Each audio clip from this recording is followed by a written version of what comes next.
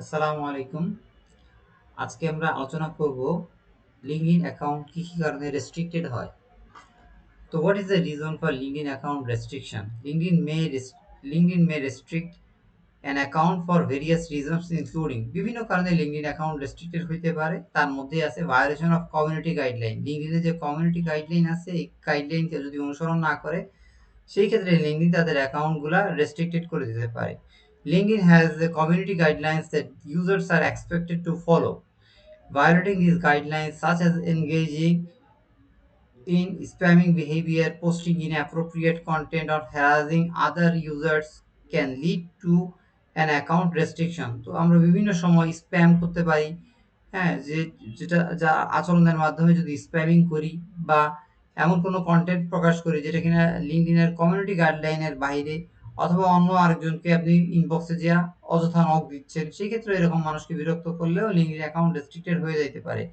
Suspicious activity অর্থাৎ সন্দেহজনক কিছু কর্মকাণ্ড যার মাধ্যমে আপনার অ্যাকাউন্টগুলা রেস্ট্রিক্টেড হইতে পারে। Okay, LinkedIn may restrict an account if it detects suspicious activities. যদি লিঙ্কডইন বুঝে এটা সন্দেহজনক কোনো কাজ করতেছে, সেই ক্ষেত্রে লিঙ্কডইন তার অ্যাকাউন্টটা রেস্ট্রিক্টেড করে দিতে পারে। Such as an unusual log in patterns, অর্থাৎ এক এক সময় আপনি এক এক ব্রাউজার বা এক এক আইপি অ্যাড্রেস থেকে বা এক এক ডিভাইস থেকে বা ম্যাক অ্যাড্রেস থেকে আপনি প্রবেশ করতেছেন, সেই ক্ষেত্রেও তারা এটাকে সাসপিশিয়াস অ্যাক্টিভিটি বা সন্দেহজনক আচরণ মনে করতে পারে। Sending out a large number of connection request, একসাথে আপনি একদিনে 50 জনকে রিকোয়েস্ট সেন্ড করছেন, এটাও কিন্তু তাদের সাসপিশিয়াস অ্যাক্টিভিটি হিসেবে কাউন্ট করবে। অল্প সময়ের ভিতরে আপনি অনেক মানুষকে কানেকশন পাঠালেন। Or behaviours that may indicate the account has been compromised or being used for spam or other malicious purposes, অথবা এমন কিছু দিক নির্দেশক প্রকাশ করতেছেন যেটা কিনা এই অ্যাকাউন্টটাকে কম্প্রোমাইজ করা হয়েছে। মনে করেন আপনার অ্যাকাউন্ট আমি বলে, ভাই আপনার ইউজার নেম আর পাসওয়ার্ডটা আমাকে দেন, আমাদেরকে একদিনের জন্য আমাকে হায়ার করলেন।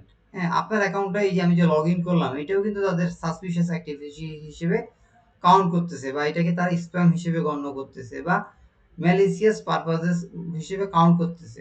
তারপরে দেখেন ফেক প্রোফাইল অর মিসক্রিটেশন।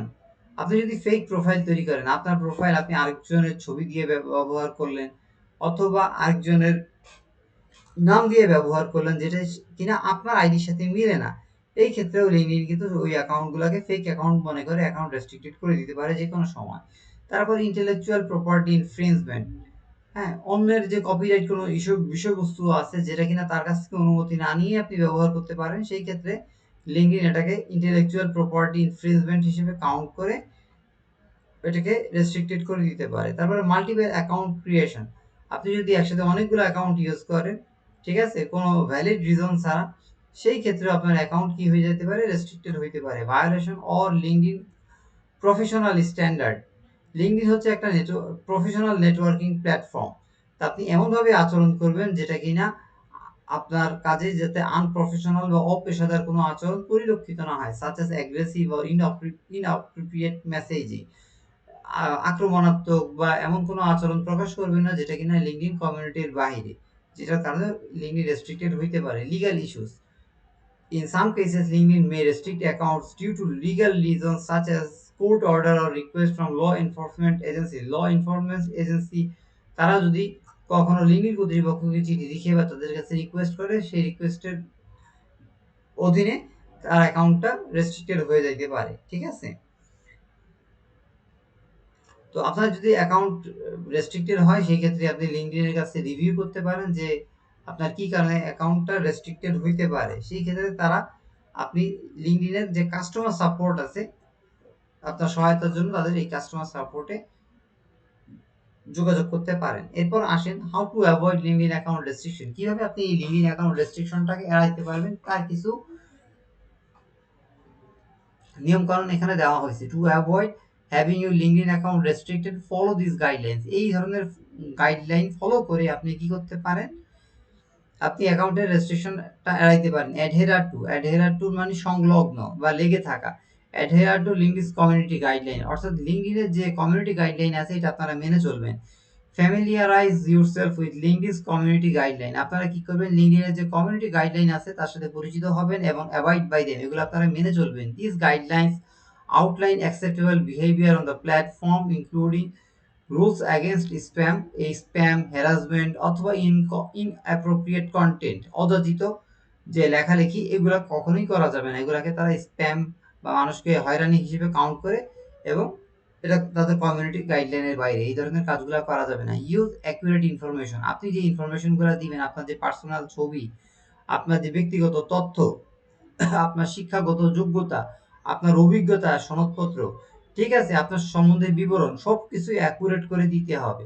ওকে, দেখেন, provide accurate information on your LinkedIn profile, use your real name, আপনার যে আসল নাম সেইটা আপনি দিবেন, জব টাইটেল, আপনার সার্টিফিকেটের যে নাম আছে সেই নাম দিবেন, আপনার যে জব আছে সেই জবই আপনি দিবেন, আর আদার ডিটেলস এবং অন্যান্য তথ্যগুলো। মিস প্রেজেন্টেশন অর্থাৎ এটার অপব্যাখ্যা, অর ইউজিং ফেক ইনফরমেশন অথবা ভুল তথ্য, হ্যাঁ, ক্যান লিড টু অ্যাকাউন্ট রেস্ট্রিকশনের কারণ হইতে পারে।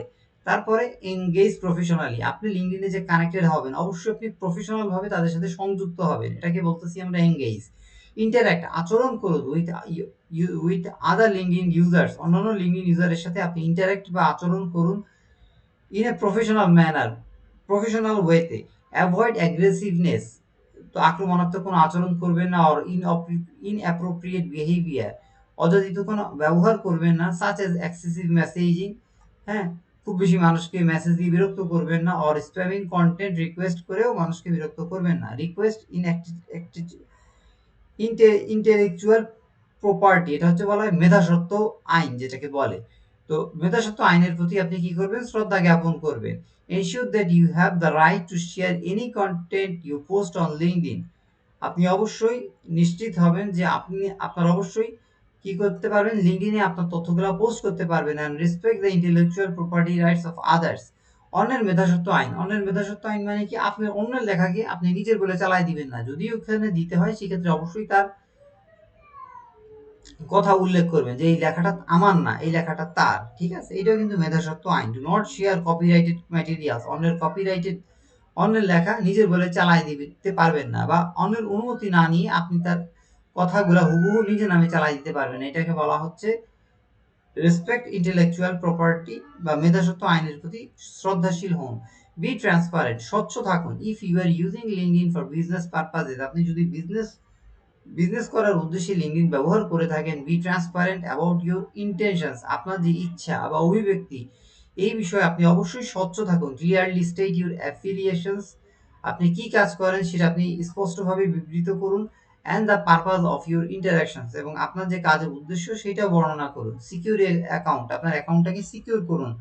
Protect your account from unauthorised access, অর্থাৎ আপনার অ্যাকাউন্টটাকে আনঅথরাইজড, আপনার যে ব্যক্তি, আপনার যে অথরাইজেশন আছে বা এর উপর যে আপনার অধিকার আছে, এটা আপনি অন্যকে কখনো করতে দিবেন না, ঠিক আছে? আনঅথরাইজড অ্যাক্সেস যাতে আপনার অ্যাকাউন্টে কেউ প্রবেশ করতে না পারে, এই জন্য আপনি স্ট্রং একটা ইউনিক পাসওয়ার্ড দিবেন, যে পাসওয়ার্ড অন্য কারোর সাথেই মিলবে না, হ্যাঁ।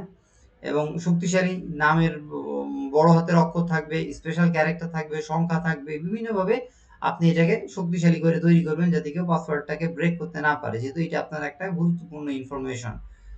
And enabling two factor authentication, এটার ভিতরে আপনি টু ফ্যাক্টর অথেন্টিফিকেশন চালু করতে পারেন। যেমন প্রথমত কেউ যদি এখানে লগ ইন করে, সাথে সাথে আপনি যে লিঙ্কডিন দিয়ে অ্যাকাউন্টটা তৈরি করছেন সেই অ্যাকাউন্টের নোটিফিকেশন চলে যাবে ইমেইলের মাধ্যমে, এবং এটা হচ্ছে এক ধাপের ওয়ান ফ্যাক্টর অথেন্টিফিকেশন।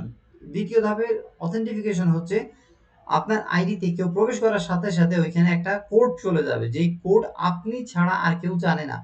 আপনার ওই নাম্বারে, লিঙ্কডইনের সাথে যে নাম্বারটা অ্যাড করে রাখবেন বা আপনার জিমেইলের সাথে যে ফোন নাম্বারটা অ্যাড করে রাখবেন, ওই ফোন নাম্বারে এত একটা কোড যাবে, ওই কোডটা ইনপুট করার পরেই আপনি আপনার লিঙ্কডইনে প্রবেশ করতে পারবেন। এটাকে বলা হয় টু ফ্যাক্টর অথেন্টিফিকেশন, আপনার সিকিউরিটির জন্য। সেই ক্ষেত্রে কেউ আপনার অ্যাকাউন্ট যদি হ্যাকও করে তাহলেও কিন্তু আপনার ঢুকতে পারবে না, যতক্ষণ পর্যন্ত না আপনার মোবাইল ফোনে যেই 4 ডিজিট বা 6 ডিজিটের একটা কোড আসবে, ওই কোডটা ইনপুট না করলে আপনার অ্যাকাউন্টে আপনি লগ ইন করতে পারবেন না। এইভাবে চাইলে আপনি টু ফ্যাক্টর অথেন্টিফিকেশন চালু করে দিতে পারেন। Avoid sharing your log in credentials with others, আপনার যে ব্যক্তিগত যে তথ্যগুলো আছে, লগ ইন করার তথ্য, এগুলো আপনি কারোর সাথেই কখনো শেয়ার করবেন না। এইভাবে কি করতে পারেন? আপনি লিঙ্কডইন রেস্ট্রিকশন খুব সহজে এড়াইতে পারেন। এই কারণে রেস্ট্রিক্টেড হয় এবং কি কারণে রেস্ট্রিকশন এড়াইতে পারেন, এই জিনিসগুলো আমি চ্যাট জিপিটির মাধ্যমে তাকে কোশ্চেন করছিলাম এবং চ্যাট জিপিটি আমাকে এই উত্তরগুলো দিছিল এবং এগুলাকে আমি এনলিস্টেড করে রাখছি। আশা করি এই নিয়মকানুনগুলো যদি মেনে চলেন তাহলে আপনার লিঙ্কডইন অ্যাকাউন্টটা কখনোই রেস্ট্রিক্টেড হবে না। ঠিক আছে? ওকে, আল্লাহ হাফিজ।